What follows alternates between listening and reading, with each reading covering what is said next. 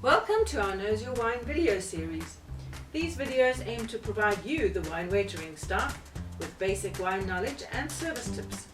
We hope to give you a better understanding of wine, thus improving the guest's experience, enabling you to upsell, and thereby increasing your earning potential.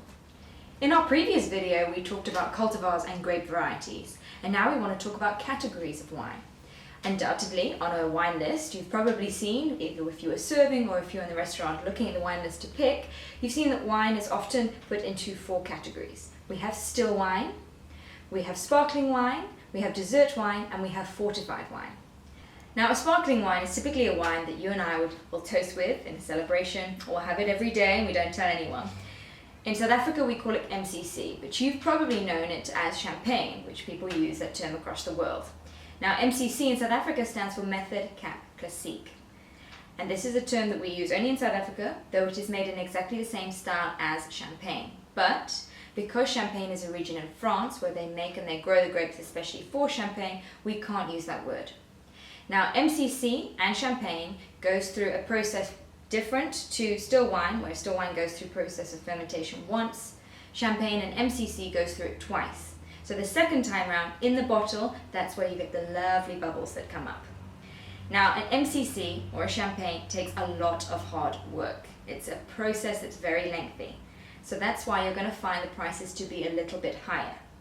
Now, if you're looking at your menu and you see a sparkling wine that's a little bit cheaper, that might be because it's made with gas, so it's carbonated with gas. So it won't hold the title of champagne or MCC.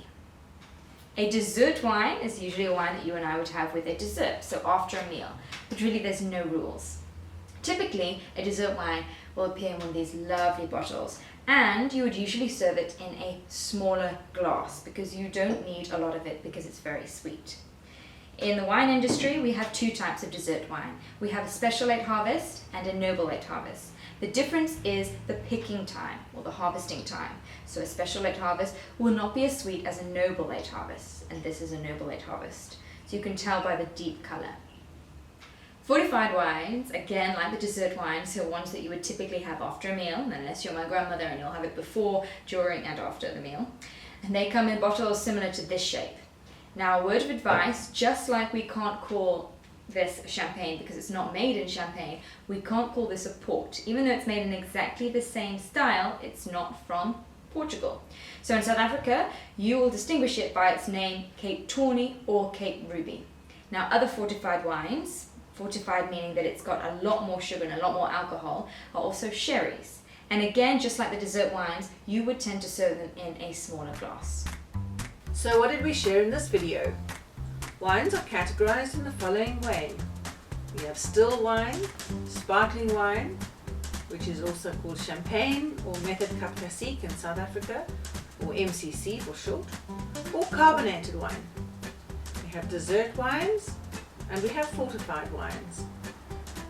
Go and see which of these you stock in your wine cellar and let us know. Tweet us at wine.co.za.